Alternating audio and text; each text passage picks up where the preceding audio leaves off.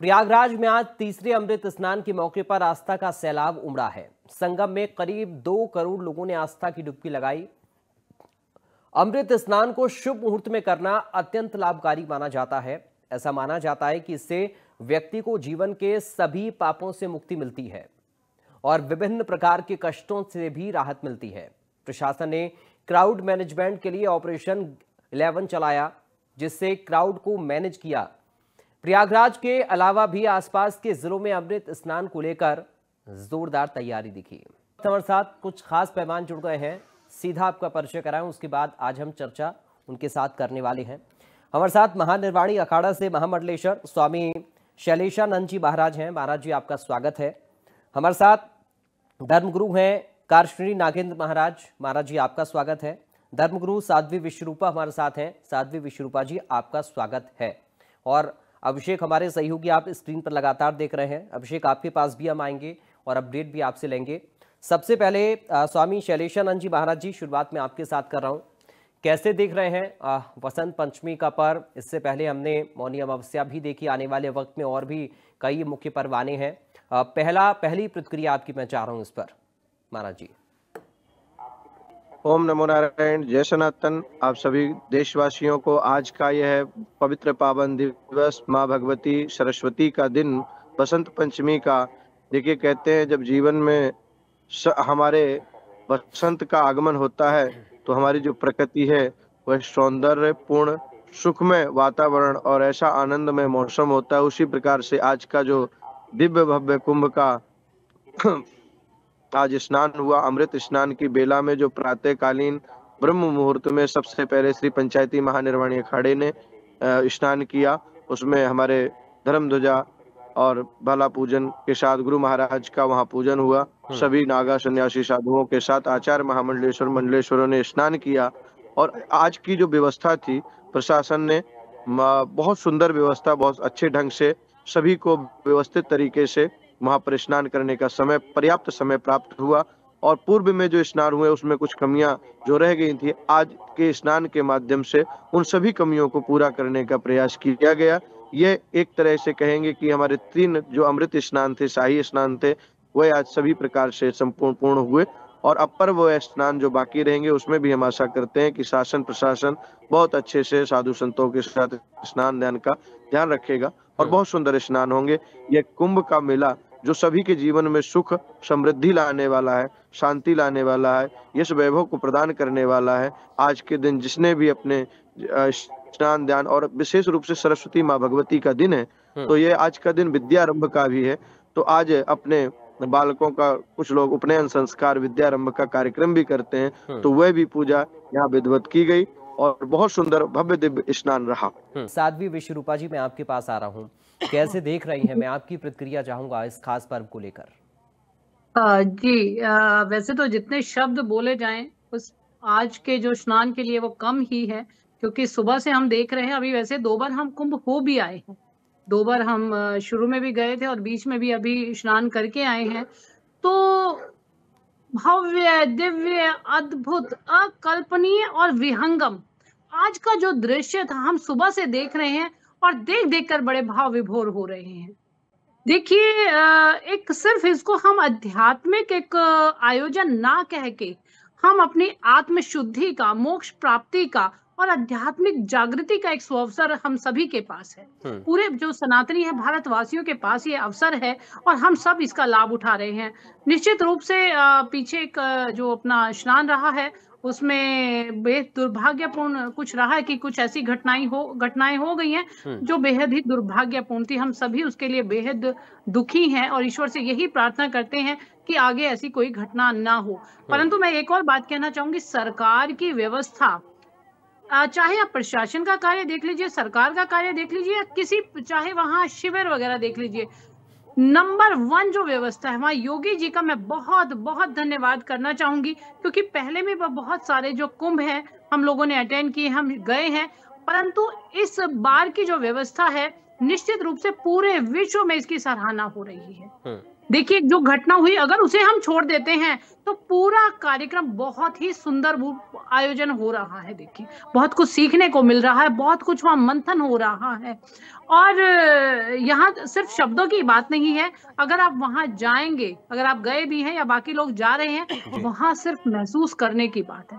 वहां की जो ऊर्जा को आप महसूस करते हैं, तो ऐसा दृश्य मुझे नहीं लगता कि हम दोबारा इस जीवन में देख पाएंगे। बहुत ही सुंदर। मैं आपके पास लौटूंगा साध्वी जी। अभिषेक हमारे सहयोगी ग्राउंड पर मौजूद हैं और उनके साथ कुछ लोग भी मुझे नजर आ रहे हैं। अभिषेक, जरा बातचीत करिए लोगों से और ये भी बताइए कि कैसा रहा आज का दिन। बिल्कुल, आज के अमृत स्नान की तस्वीरें हम सुबह से ही अपने दर्शकों को दिखा रहे हैं और खुद भी साक्षी हैं इस विहंगम तस्वीरों की। यहाँ पर तमाम लोग मौजूद हैं जिन्होंने आज इस अमृत काल में यानी इस अमृत तिथि में डुबकी लगाई। और महाराष्ट्र से आए आप लोग? कैसा लग रहा है यहाँ पे? बहुत अच्छा लग रहा है यहाँ के अरेंजमेंट, और मोदी जी और योगी जी ने बहुत अच्छी सिस्टम लगाई। इतने लोग आए फिर भी सब सिस्टम से चल रहा है, मतलब टॉयलेट्स रहेगा, स्वच्छता रहेगा, वो सब कुछ अच्छी तरीके से मैनेजमेंट किया है। और यहाँ के लोग हैं, वो पुलिस वगैरह, वो भी बहुत अच्छा कोऑपरेट कर रहे हैं। बहुत अच्छा लगा, बहुत एंजॉय किया। अच्छा लगा, बहुत अच्छा लगा। डुबकी बहुत लगाई है, 2 मिनट नीचे के ऊपर ही नहीं आए। अच्छा लगा, ठंडा लगा। जीवन की आस्था की डुबकी लगा दी है, इसलिए बहुत अच्छा हो गया महाराष्ट्र आके। शिव छत्रपति शिवाजी महाराज की जय। शिव छत्रपति संभाजी महाराज की जय। आपको लगता है कि जो आप जब वहाँ महाराष्ट्र से चले और यहाँ पर आए, तस्वीरों में कितना अंतर लगा आपको? जब वहाँ थे तो क्या देख रहे थे और यहाँ क्या देखा? वहाँ से तो देखने में बहुत देखा था, उससे ज्यादा इधर देखने को मिला। अच्छा लग रहा है, बहुत अच्छा लगा।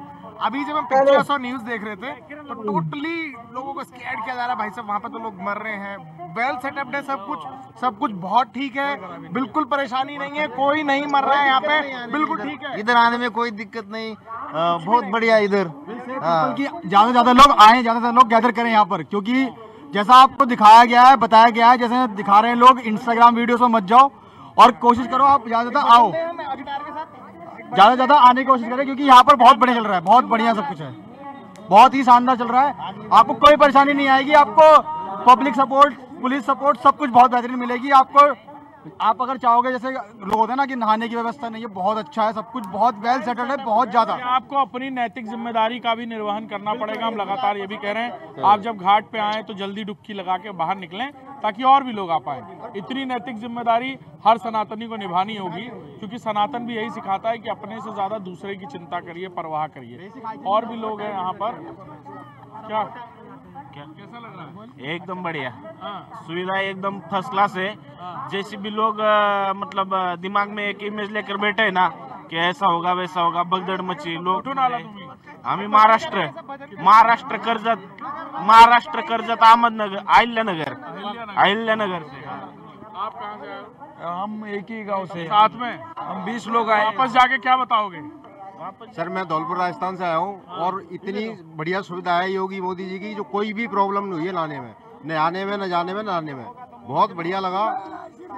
जय श्री राम। तो देखिए, ये अनुभूति है लोगों के मन की जो वो बता रहे हैं और कह रहे हैं कि इतना खूबसूरत नज़ारा है, शब्दों में बयां नहीं की जा सकती भावनाओं को। और लोग बता रहे हैं यहाँ पर कि किस तरह से व्यवस्थाएं हैं, कैसे पुलिस कोऑपरेट करी। और हम भी देख रहे हैं 24 घंटे से ज्यादा वक्त हो चुका है और पुलिस लगातार क्राउड कंट्रोल के सिस्टम में लगी हुई है। जी ठीक है अभिषेक, आप बने रहेगा। मैं अपने दोनों खास मेहमानों का एक बार फिर रुक कर रहा हूँ आपके पास, मैं बाद में लौटकर भी आऊँगा और भी अपडेट के लिए। महाराज जी, व्यवस्थाओं को कैसे आप देख पा रहे हैं? चूंकि क्राउड मैनेजमेंट अपने आप में बड़ी बात, खुद श्रद्धालु भी बता रहे हैं कि करोड़ों जब श्रद्धालु एक ही जगह पर मौजूद हों तो उन्हें मैनेज करना बड़ा मुश्किल होता है, लेकिन यहाँ पर व्यवस्थाएं श्रद्धालुओं के मुताबिक बेहतर है। आप चूंकि तमाम पूजा पाठ हमने अखाड़ों की भी देखी हैं, जब मौनी अमावस्या पर वो स्नान के लिए निकले थे, तब भी तमाम इंतजाम हमने देखे थे। आप कैसे इन इंतजामों को देख पा रहे हैं? देखिए, बहुत सुंदर आपने बात पूछी है। ये व्यवस्थाओं को थोड़ा सा प्रशासन पहले सचेत हो जाता तो और बेहतर कर सकता था। बस ये कि कह सकते हैं कि क्राउड भी, क्योंकि मौनी अमावस्या पितरों के निमित्त मानी गई है विशेष रूप से, तो यहाँ आज की डेट में देखा जाए तो भारतवर्ष के पूरे विश्व में 90-95% लोग तो इसी व्यवस्था के कारण परेशान है, क्योंकि उनके पितृदोष उनको लगा हुआ है। तो कहीं ना कहीं पितरों को प्रसन्न करने के लिए इतना ज्यादा क्राउड और भीड़ जनता यहाँ इतनी ज्यादा आ गई कि प्रशासन के लिए भी थोड़ा सा परेशानी का कारण बन गया, और वो खुद अपने लिए ही परेशानी का कारण बन गए। फिर भी हम उन दिवंगत आत्माओं की शांति की प्रार्थना करते हैं, और उन आत्माओं के उस बलिदान के कारण ही कहीं ना कहीं आज का जो स्नान रहा बहुत भव्य दिव्य रहा, शांतिपूर्ण रहा। प्रशासन ने भी उससे सीख और सबक ली और बहुत सुंदर तरीके से स्नान करवाया। प्रशासन की व्यवस्था भी बहुत प्यारी सुंदर थी। सभी जगह इंतजाम किए गए थे, बैरिकेड लगाए गए थे। सभी अखाड़ों का स्नान भी बारी बारी क्रमबद्ध अनुसार से, कहीं भी कोई अव्यवस्था नहीं होने पाई, कहीं भी कोई किसी का भी जुलूस एक दूसरे के साथ सम्मिलित नहीं हुआ। जो पूर्व में ऐसा हो गया था जिसके कारण अव्यवस्था हुई और भीड़ का कारण था ही भी, इस बार शायद थोड़ा कम भी भीड़ भी कहीं ना कहीं मैनेज करने में प्रशासन सफल रहा और बहुत भव्यता से कराया। जो हमारी संस्कृति है, सर्वे भवन्तु सुखिनः, सर्वे सन्तु निरामया, सर्वे भद्राणि पश्यन्तु मा कश्चित् दुःख भाग् भवेत्, सभी का कल्याण हो, सभी का मंगल हो, इसी कामना के साथ सभी 13 अखाड़ों ने, सभी साधु संतों ने, नागा साधु सन्यासियों ने, आचार्यों ने, महामंडलेश्वरों ने स्नान किया, क्योंकि यही हमारी पुरातन संस्कृति है। और ये अखाड़ों की संस्कृति रही है कि सबसे पूर्व पहले अखाड़े के साधु संत महात्मा जो एक नहीं वर्षों तक तपस्या करते हैं इस काल, इस समय, इस घड़ी के लिए, कि वह दिव्य अपने सिद्धों की उस भूमि पर जाकर के स्नान ध्यान पूजा पाठ जब तब करेंगे, तो भक्तों को भी अपनी मर्यादा में अपने स्नान दान पुण्य करने चाहिए। और उस से व्यवस्थाएं देखिए एक दूसरे की पूरक होती हैं। यहाँ समाज को भी चेतना जाननी चाहिए और प्रशासन भी उस समय अलर्ट रहे। अखाड़े द्वारों ने अपनी बड़ी गंभीरता और विवेक को दिखाते हुए उस मौनी अमावस्या को जो स्नान था उसमें कहीं ना कहीं अपने आप को बैकआउट किया और कहा कि भाई भक्त के वश में है भगवान, तो जब भगत चाह रहे हैं कि हम पहले स्नान कर लें, और तो साधु संतों ने कहा भाई भगत के बिना हमारा भी क्या है, भगत स्नान करे या साधु कोई बात नहीं, बस व्यवस्थाएं सुचारू रूप से बनी रहे, जनमानस का आनंद बना रहे, सभी के जीवन में सुख शांति रहे। माँ भगवती से यही प्रार्थना, महादेव से प्रार्थना। ओम नमो नारायण, जय सनातन। जी विश्वरूपा जी, कैसे आप आने वाले वक्त में और पर्वों को देख रहे हैं, उनके बारे में मैं चाह रहा हूँ एक बार दर्शकों को अगर आप बता पाएं कौन कौन से और खास दिन हैं अब महाकुंभ में। बिल्कुल, 12 फरवरी सभी जानते हैं पूर्णिमा स्नान है, उसके बाद 26 फरवरी का महाशिवरात्रि का पर्व है। तो ये भी एक पर्व है जो बड़ा स्नान माना जाता है, परंतु कुछ परंपराएं हैं जो देखने में आती है कि आज के स्नान के बाद कुछ साधु संत काशी की ओर चले जाते हैं कि अब हम, क्योंकि महाशिवरात्रि क्योंकि शिव की नगरी है, तो वहां पे भी गंगा स्नान किया जाता है। तो निश्चित रूप से व्यवस्था बहुत सुंदर है और बाकी श्रद्धालु तो आ ही रहे हैं। अभी तक देखिए अप्रॉक्स 40 करोड़ के आसपास लोग आ ही चुके हैं और अभी आंकड़ा दिन पर दिन बढ़ रहा है। और यहाँ हम इसको देखेंगे कि एक ये सांस्कृतिक और सामाजिक का समागम है। जो हमारा जो एक सामाजिक व्यवस्था है वो हमारी संस्कृति में समा रही है, तो इससे बेहतर तो कुछ हो ही नहीं सकता जानने के लिए।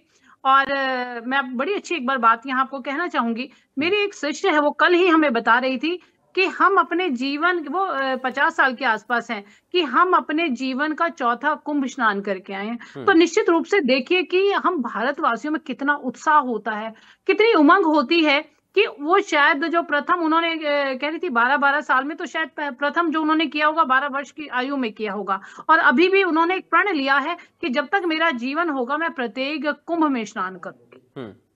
तो यहाँ चाहे कैसी भी मतलब आप पीछे बड़ा लोगों ने डराया अभी कि बहुत भीड़ है, पैदल चलना होता है, तो इससे खूबसूरत और क्या होगा। लोग सर पे इतना इतना वजन लेकर, वेट लेकर और चल रहे हैं इतने किलोमीटर, सिर्फ उस आस्था को महसूस करने के लिए, उस ईश्वर के उस आत्मज्ञान को बढ़ाने के लिए। और यहाँ मोक्ष प्राप्ति सिर्फ जीवन से मोक्ष प्राप्ति नहीं है, आपके दुखों की भी मोक्ष प्राप्ति है। पाप कोई आपके शरीर पर नहीं लगे हुए, परंतु यहाँ हृदय परिवर्तन का समय है, तो इसीलिए लाखों करोड़ों लोग यहाँ आ रहे हैं। निश्चित रूप से इससे बड़ा भारतवर्ष में क्या विश्व में कोई पर्व नहीं है। और आज तो आप देख रहे हैं कि मैं पीछे आंकड़े भी देख रही थी, तो जितने भी बाहर की कंट्री हैं, देश हैं, वो हमारे इस पर्व को सबसे ज्यादा देख रहे हैं, समझ रहे हैं हमारी संस्कृति को। और यहाँ अगर अभी अपने सब लोग गए हुए तो देखा विदेशी भाई बहन बहुत आए हुए हैं।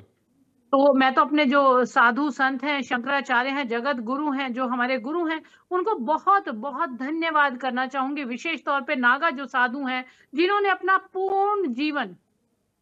संपूर्ण जीवन उन्होंने अपने त्याग तप तपस्या में दे दिया है, सिर्फ सामान्य जनमानस के लिए। अन्यथा वो तो वहां भी वो तपस्या कर रहे थे, परंतु जब ये 12 वर्ष ये इसका इंतजार करते हैं तो इसीलिए करते हैं कि जो अपने इस ऊर्जा को सामान्य लोगों तक पहुंचाए। और इसीलिए लोगों में इतना उत्साह है कि प्रत्येक व्यक्ति वहां जाना चाह रहा है। जी। अच्छा साध्वी जी, जो लोग वहां डुबकी लगाने पर सवाल उठा रहे हैं उनको क्या कहेंगे आप? देखिए, प्रत्येक तरह का व्यक्ति होता है, आस्तिक भी है और नास्तिक भी है। कहीं ना कुछ एकाध लोगों के कहने से कोई फर्क नहीं पड़ता है। अगर ऐसा कुछ होता तो वहां आप संख्या देखिए, विश्व में कोई सवाल तो ये ना कि वो नास्तिक भी नहीं है, वो लोग तो पूजा पाठ करते ही हैं। नहीं, नास्तिक ही कहूंगी। देखिए, दिखावा करने से, क्योंकि लोग वहां सिर्फ घूमने गए हैं, वहां कमी निकालने गए हैं। वो अपना, अब देखिए, यही तो पाप और पुण्य है, इसी को तो समझने की जरूरत है। और ये आज का बात नहीं, ये तो इतिहास है। जहां देवता होते हैं वहां तो आसुरी शक्तियां सदैव रहती हैं, तो उनका तो हमें स्वागत करना चाहिए। वो वहां नहीं होंगे तो हमें पता कैसे लगेगा कि सकारात्मक सात्विक ऊर्जा कौन सी है। तो उनके कहने से फर्क पड़ता तो आप देखिए, आज के स्नान में भी करोड़ों लोग गए हैं। और निश्चित रूप से 26 फरवरी तक आप संख्या देख लीजिए, किसी को कोई फर्क नहीं पड़ा। आज भी हमें लोग प्रतिदिन फोन कर रहे हैं, और विशेष तौर से इटली से अभी आज हमें फोन आया। विदेशी बड़े शिष्य हैं हमारे, वो जानना चाह रहे हैं, वो इसको देखना चाह रहे हैं।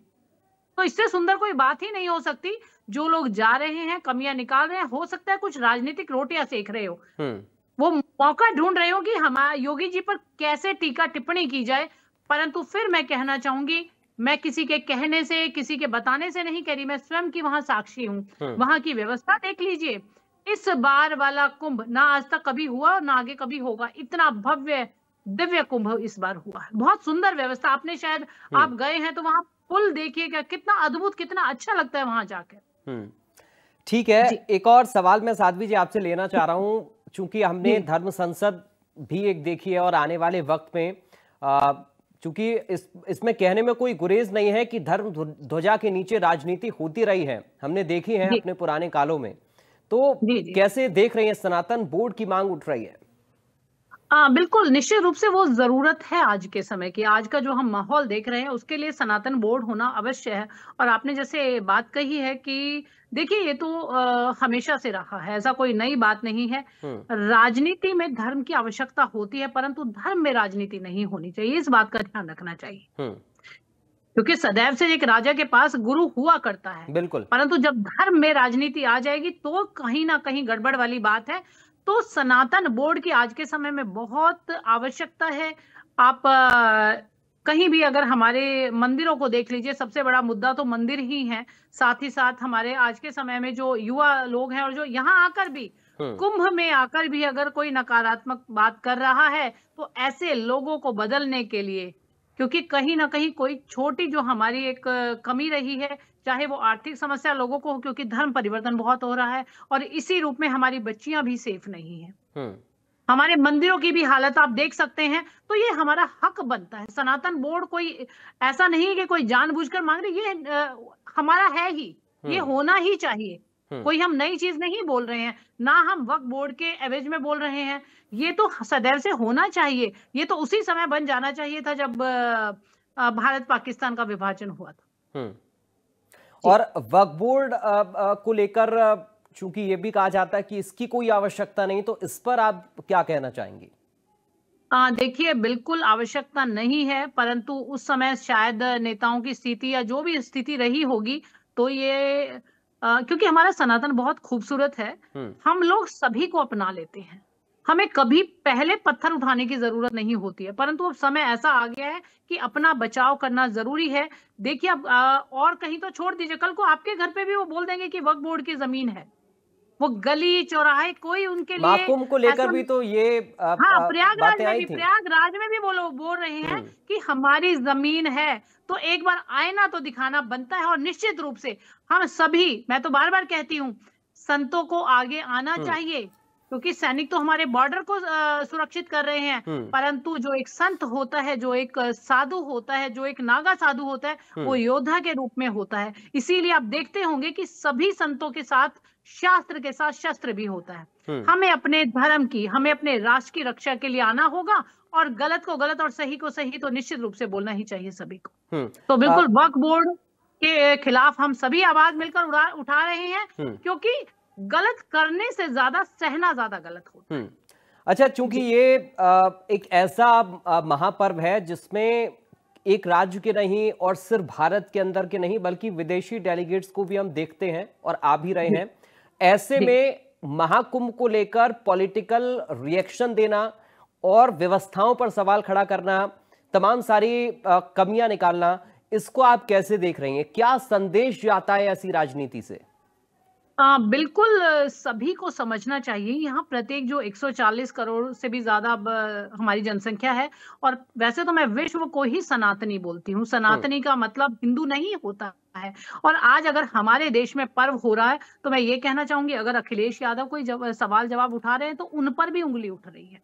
ऐसा नहीं है, वो अपने ही घर में अपनी ही चीजों में सिर्फ राजनीति के रूप में रोटियां सेक रहे हैं, तो ये कोई अच्छा संदेश नहीं है। अगर आपको कुछ वहां कमी लग रही है तो वो आपका भी पर्व है, आपको जाकर वहां पे सहायता करनी चाहिए। इस समय एक जुट होकर ये कार्य करना चाहिए, क्योंकि इससे बड़ा पर्व कहीं नहीं हो सकता। आप देखिए, बार बार एक बात कही जाती है कि एक पूरे देश जितनी जनसंख्या यहाँ पर आ रही है, एक पूरा राष्ट्र, पूरे विश्व में इतनी जनसंख्या एक राष्ट्र में नहीं है जितनी हमारे कुंभ में आ रही है। तो हम सब ये, क्योंकि हमारे भारत के लिए गौरवपूर्ण पर्व है, पल है, इस क्षण को हमें और गौरवपूर्ण बनाने के लिए हम सबको एकजुट होना पड़ेगा। यहाँ राजनीति अगर इसमें आई तो हम अपने धर्म को कमजोर करें, और धर्म कमजोर हुआ तो निश्चित रूप से हमारा भविष्य, जो हमारी आने वाली पीढ़ी कमजोर होगी, और उसमें चाहे किसी भी राजनेता का बेटा हो, वो भी उसी लपेटे में आएगा। आपको लग रहा है कि नेताओं पर दबाव पड़ रहा है क्या इस तरीके की राजनीति का? चूंकि जब अखिलेश यादव गए तब फिर ये सवाल उठे थे कि साहब पहले जा नहीं रहे थे और उसके बाद दबाव में आकर उनको जाना पड़ा। और दिलचस्प बात यह है कि जब अखिलेश यादव गए उसके बाद ही मल्लिकार्जुन खड़गे साहब ने कह दिया कि डुबकी से रोजगार मिलेगा क्या? तो क्या आपको लग रहा है कि एक दबाव भी नेताओं पर इस महाकुंभ का है राजनीति को लेकर, राजनीति के चलते? देखिए, दबाव वोटों का है, दिखावे का है। यहाँ आस्था का दबाव नहीं है, यहाँ मन से कोई कार्य नहीं हो रहा है। मैं तो निश्चित रूप से एक और कहना चाहूंगी सभी को कि इस दबाव में ना आकर एक बार आस्था से, भाव के साथ यहाँ पर आइए। निश्चित रूप से अभी आप पीछे एक सुबह भी मैं एक बात कह रही थी, और किसी ने कहा कि बाबा जो महाराज हैं, जो बाबा है, बड़े ही संपन्न है। तो आप देखिए ना, क्यों नहीं आप भी उनका जीवन जीते? मैं तो कहती सभी के भीतर संतत्व है। आप भाव के साथ, उस श्रद्धा के साथ इस अलौकिक आयोजन में आइए और इसको महसूस कीजिए। आपको ये फालतू का जो दिखावे के लिए, जैसे पीछे मैं किसी को टीका टिप्पणी तो नहीं करना चाहूंगी, कि दिखावे के लिए मंदिरों में जाना, धार्मिक यात्राएं करना या फिर धार्मिक स्नान करना, ये आपको कोई पुण्य नहीं देने वाले। ये सिर्फ दिखावे के लिए तो लोग समझते हैं। अगर आज हम भी देख रहे हैं कि कौन आया, क्योंकि बयान कुछ अलग होते हैं, करते कुछ और हैं। कहने और करनी और कथनी में बहुत फर्क है। तो ये दबाव राजनीति सिर्फ वोटों की राजनीति है, क्योंकि अगर आप हर किसी का वोट चाहिए तो ऐसे ऐसे लोग तो कहीं भी मस्जिदों के सामने भी जाते हैं। अगर कोई कार्यक्रम है तो सबसे पहले वो तो शुक्र है इन्हें हज में जाने नहीं दिया जाता, तो सबसे पहले नहीं तो यही होते वहां पर। लेकिन साध्वी जी, हज में भी तो लोग जाते हैं, वहां जब जाते हैं तब तो कोई ये नहीं कहता है कि रोजगार आ जाएगा या भ्रष्टाचार खत्म हो जाएगा या बिजली पानी सड़क मिल जाएगा। ये मुद्दे ऐसे पर्वों पर ही क्यों होते हैं जब सनातन का कोई ये ऐसे इसीलिए होते हैं ना। देखिए, ये कहीं ना कहीं हमारे अपने लोगों की कमी है। हम पर कोई दूसरे समुदाय का व्यक्ति उंगली नहीं उठा रहा है, वो सवाल जवाब नहीं कर रहा है। हम अपने ही लोग, अभी आप देखिए, अगर दो भाइयों की लड़ाई है तो दूसरे व्यक्ति तो उसका फायदा उठाते ही हैं। तो सवाल इसीलिए है, अपने ही लोग इस चीज को समझ रहे हैं, अपने लोग ही सनातन को कमजोर कर रहे हैं, अपने ही लोग धर्म को कमजोर कर रहे हैं, सिर्फ राजनीति के लिए, सिर्फ वोटों के लिए, सिर्फ अपने स्वार्थ हेतु इसको कमजोर कर रहे हैं।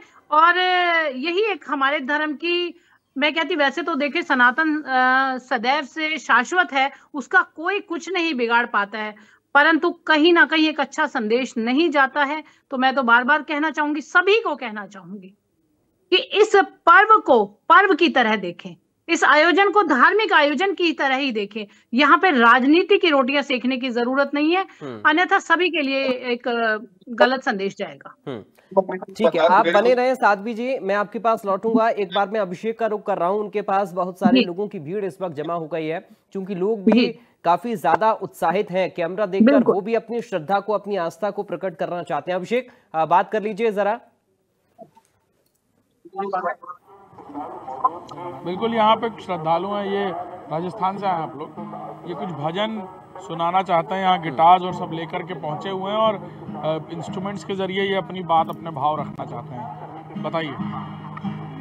राम राज का आ गया शुभ दिन ये आज का, आ गया हुई जीत सनातन धर्म की, हर घर भगवा लहरा गया, गूंजा है विजय का नाद जी, जागा है अवध का भाग जी, योगी संतों की अखियों से झलका है प्रेम अनुराग जी। अयोध्या अयोध्या अयोध्या आए मेरे प्यारे राम, बोलो जय जय श्री राम, बोलो जय जय श्री राम। मारी आंखों मारी आंखों मारी आंखों के तारे हैं प्रभु राम, बोलो जय जय श्री राम। सही बोलेंगे, बोलो जय जय श्री राम। फिर से, युग राम राज का आ गया शुभ दिन ये आज का, आ गया हुई जीत सनातन धर्म की, हर घर भगवा लहरा गया, गूंजा है विजय का नाद जी, जागा है अवध का भाग जी, योगी संतों की अखियों से झलका है प्रेम अनुराग जी। सज धज के और सज धज के लागे सबसे प्यारे राम, बोलो जय जय श्री राम, बोलो जय जय श्री राम। श्री राम जानकी बैठे हैं मेरे सीने में, श्री राम जानकी बैठे हैं मेरे सीने में, देख लो मेरे मन के नगीने में, देख लो मेरे मन के नगीने में, श्री राम जानकी बैठे हैं मेरे सीने में, श्री राम। मुझको ना वैभव ना यश चाहिए, मुझको कीर्ति ना वैभव ना यश चाहिए, राम के नाम का मुझको रस चाहिए, राम के नाम का मुझको रस चाहिए। सुख मिले ऐसे अमृत को पीने में, सुख मिले ऐसे अमृत को पीने में, श्री राम जानकी बैठे हैं मेरे सीने में, श्री राम जानकी बैठे हैं मेरे सीने में, श्री राम। देखिए, कई बार जो भाव होते हैं ना, वो इसी तरह संगीत के माध्यम से सबसे अच्छी तरह प्रस्तुत किए जा सकते हैं। ये लोग राजस्थान से यहाँ पर आए हैं, अपने मन के भावों को किस तरह भजनों के जरिए व्यक्त करते हुए नजर आ रहे थे, और जितने लोग हैं यहाँ तमाम सब झूम उठे थे। बिल्कुल अभिषेक, बने रहिए आप। मैं साध्वी जी एक बार फिर से आपके पास आ रहा हूं। यही है आस्था लोगों की और यही श्रद्धालुओं का उत्साह है जो इस वक्त हम देख पा रहे हैं। एक लाइन में जाऊंगा, इस पर आप अपनी प्रतिक्रिया दें, फिर महाराज जी भी हमारे साथ जुड़ गए हैं। साध्वी जी। जी, निश्चित रूप से आप देखिए, मैं तो बार बार बोल रही हूँ कि उस उत्साह को सिर्फ यहाँ मैं कहूँ या आप कहें नहीं समझ पाएंगे। वहां जाते ही अगर सिर्फ वहां आप उस धरती पर, उस पावन धरा पर पहुंच जाते हैं तो उस आस्था को, उस ईश्वर के एहसास को आप महसूस कर सकते हैं। क्योंकि मैं अभी जब पीछे गई थी तो सिर्फ मैं वहां, जब मैंने साधुओं को देखा, संतों को देखा, मैं स्वयं वहां ध्यान तप दान के लिए जब गई और वहां मैं बैठी, जब मैं थोड़े से समय का मैंने कल्पवास किया, तो उसका अद्भुत जो एहसास है उसको मैं इस जीवन पर्यंत तो भूल नहीं सकती। तो निश्चित रूप से जो लोग जा रहे हैं, सामान्य जन भी जा रहे हैं, तो वो भी इस पावन धरा पर आके देखिए, एक व्यक्ति है, आज उसके पास सब कुछ है, फिर भी एक वो ईश्वर का कोई साक्षात, उसे वहां ईश्वर की कोई प्रतिमा नहीं मिलने वाली है, कुछ ऐसा देखने में नहीं मिलने वाला है। उस एहसास को देखेगा, उस सुकून को महसूस करने जा रहा है, उस आनंद को महसूस करने जा रहा है। और निश्चित रूप से जो लोग वहां गए, उनसे बात करके उस आनंद की अनुभूति हम सब ले सकते हैं। कुछ और लोग अभिषेक के साथ मौजूद है। अभिषेक, जरा जानिए श्रद्धालुओं की क्या कह रही है आस्था। बिल्कुल बिल्कुल, यहाँ लोग बहुत सारे मौजूद हैं। उनसे पूछेंगे कहाँ से आए हैं। ये दोनों लोग हाथ में गिटार लिए भाव विभोर कर दे रहे हैं लोगों को जब ये भजन, और यहाँ वंस मोर कहने लगे लोग। एक भजन और सुनाइएगा, लेकिन अभी रुके पहले हम थोड़ा लोगों से बात भी करते हैं। बिल्कुल, कहाँ से आए हैं? बलरामपुर से आए सर। कैसा लग रहा है? यहाँ पर आकर अच्छा लग रहा है। कैसी व्यवस्था है? व्यवस्था तो अच्छी है, योगी जी ने की है, बढ़िया व्यवस्था बढ़िया की है। नैतिक जिम्मेदारी भी निभा रहे हैं, जल्दी डुबकी लगा के बाहर निकल रहे हैं। हाँ, बहुत तेज। अभी हम लोगों ने भंडारा का आयोजन किया था, यहीं पास में महाप्रसाद वितरण किया, तो अभी हम लोग संगम की तरफ जा रहे हैं स्नान करने। बहुत अच्छा लगा मिल के आप लोगों की। व्यवस्थाएं तो एक नंबर की हैं, बहुत बढ़िया। जितना बाबा ने कर दिया कोई नहीं। डबल इंजन की सरकार में स्पीड डबल हो गई है पूरी, इसको कोई हरा नहीं सकता। बाबा ने काम किया है, योगी आदित्यनाथ। अब हम चाहते हैं कि देश के वो प्रधानमंत्री बने, हमारी यही इच्छा है। बोलो जय श्री राम। और भी लोग यहाँ पर मौजूद हैं, उनसे बात करेंगे। इधर आइए, बात करेंगे। आप कहाँ से आए? कहाँ से आए? हम मेजा से आए हैं। कैसा लग रहा है? अच्छा लग रहा है।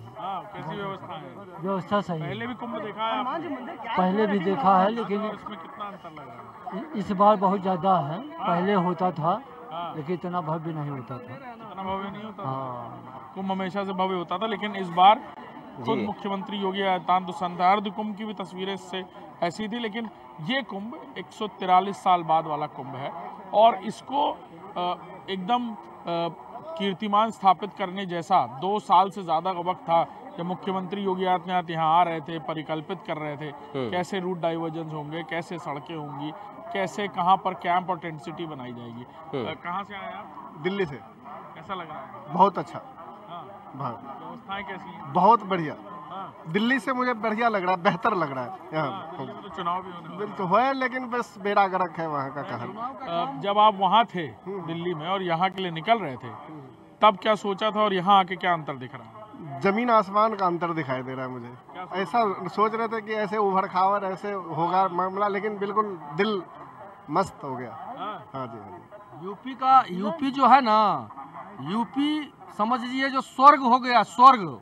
हमारे हिंदुस्तान में एक मतलब राज्य ऐसा यूपी आ गया जो वो एकदम गंगा जमुना सरस्वती से भी बढ़ गया। स्वर्ग हमारा यूपी हो गया वो। हम सूरत से आए हैं, लेकिन हमको योगी जब से आए ना, हमारा यूपी एकदम स्वर्ग से भी बेहतर हो गया है। जितना विकास अयोध्या में हो गया, प्रयागराज में हो गया, अभी यहाँ पे मैं इतना सोचा भी नहीं था कि यहाँ पे इतना ऐसा माहौल। गुजरात से? हाँ, मैं हूँ यूपी का हूँ, लेकिन हाँ मैं वहाँ पे काम सोचा था। क्या देख के आ रहे थे, क्या सोच रहे थे जब? मैं यहाँ की भीड़ देख के आया था। वैसे भी मैं बहुत पहले से उत्साहित था यहाँ पे आने के लिए, लेकिन मुझको यहाँ पे बहुत अच्छा लगा। और भी लोग हैं। अरे भैया, मैं फरीदाबाद। कैसा लग रहा है? बहुत अच्छा लगा मेरे को। यहाँ की सफाई और प्रशासन बिल्कुल अच्छा लगा। जिससे पूछो कहाँ जाना, भाई आराम से एड्रेस बताते हैं। और औरों की तरह मैंने पुलिस वाले नहीं देखे, यहाँ इतना सही पुलिस वाले दिखे मुझे। बहुत अच्छा प्रशासन है यहाँ मदद कर रहे हैं, बहुत बढ़िया मदद की है। ठीक है अभिषेक, कोई शिकायत नहीं। मैं लौटूंगा आपके पास। बातचीत का सिलसिला श्रद्धालुओं के साथ भी हम जारी रखेंगे। इस वक्त हमारे साथ धर्मगुरु कारशुड़ी नागेंद्र महाराज जी जुड़ गए हैं। महाराज जी आपका बहुत स्वागत है सबसे पहले इंडिया न्यूज में। धन्यवाद। महाराज जी, पहली प्रतिक्रिया बसंत पंचमी के स्नान को लेकर भी और महाकुंभ में जो नजारा हम इस बार देख पा रहे हैं और ये जो 144 साल के बाद वाला महाकुंभ बताया जा रहा है, कैसे देख रहे हैं इसको? बिल्कुल, मैं बताना चाहूंगा इंडिया न्यूज के सभी दर्शकों को, भारतवासियों को, विश्ववासियों को कि इस बार का महाकुंभ का अमृत स्नान दिव्य और भव्य है, क्योंकि 144 साल बाद यह संयोग आया है। कुंभ में दृश्य रूप से, प्रत्यक्ष रूप से संत महात्मा ऋषि मुनि यहाँ 12 वर्ष तक जो तपस्या करते हैं, वो अपनी तप और साधना का प्रताप और जनमानस में देते हैं, विश्व कल्याण के लिए यज्ञ पूजा पाठ इत्यादि करते हैं। और अदृश्य रूप से बहुत सारे देवी देवता यहाँ आते हैं और अपना दर्शन, बड़े बड़े महात्माओं को, ऋषियों को, और जो ज्ञानी होते, जिनकी भावनाएं शुद्ध होती हैं, जिनका मन निर्मल होता है, उनको अनुभूति अवश्य कराते हैं। तो यह महापर्व निश्चित रूप से हमको फलदायी और हमको आनंद प्रदान करने वाला है। और जो लोग आ रहे हैं उनके लिए भी अच्छा है। जो लोग कहते हैं गंगा माँ और त्रिवेणी मैया का 400 किलोमीटर दूर से यदि कोई नामस्मरण कर लेता है इस पावन पवित्र समय में, तो वो भी पवित्र हो जाता है, अगर वो किसी परिस्थिति से नहीं आ पाते तो। इसलिए, और यहाँ की सरकार, जो उत्तर प्रदेश सरकार है, उसने इतनी सुंदर व्यवस्थाएं की हैं। और देखिए, जब अमृत निकला था तो उस समय राक्षस लोग भी थे, देवता भी थे, तो उसी प्रकार से साधु सन्यासी यहाँ बैठे हुए हैं, देवता बैठे हुए हैं, ऋषि मुनि बैठे हुए हैं, सब लोग यहाँ पर हैं। तो राक्षस भी विघ्न पैदा करने के लिए और कुछ न कुछ नाक नुक्से और निकालने के लिए बैठे रहते हैं। लेकिन ऐसा पल, ऐतिहासिक पल है और ऐसा भूतों न भविष्य सृष्टि वाला है, क्योंकि पहले के समय पे कुंभ होते थे लेकिन इतनी भीड़ नहीं हुआ करती थी, इतना विशाल जन समूह नहीं हुआ करता था, क्योंकि व्यवस्थाएं नहीं होती थी। और जब लोगों को पता चलता कि कुंभ हो गया तो लोगों को पता चलती थी अब तो कुंभ हो गया, अब कब कैसे जाएं। लेकिन योगी सरकार ने इतनी सुंदर व्यवस्थाएं की है और इतना प्रचार प्रसार किया है कि लोगों में एक आकर्षण बन गया। उस आकर्षण का ये कारण रहा कि लोग श्रद्धा और भावना से परिपूर्ण होकर के और त्रिवेणी में स्नान करने के लिए आ रहे हैं। ये उनकी आस्था और उनके भाव का प्रतीक है, क्योंकि योगी जो मुख्यमंत्री उत्तर प्रदेश के, वो भी एक संत हैं, वो भी एक मठ के महंत हैं। तो वो समझते हैं हम साधु संत धर्माचार्यों की, क्योंकि भारत रामकृष्ण और ऋषियों का देश है। यहाँ भारत में ये कुंभ लगते हैं, सनातन के मेले लगते हैं, तो इससे बढ़िया पर्व और कोई नहीं हो सकता हम सनातनियों के लिए। और सब त्रिवेणी में स्नान करके अपने आप को आनंदित समझ रहे हैं और प्रफुल्लित समझ रहे हैं, और सब एक अपने आप को परमात्मा के नजदीक समझ रहे हैं, सब लोग ऐसा महसूस यहाँ होता है।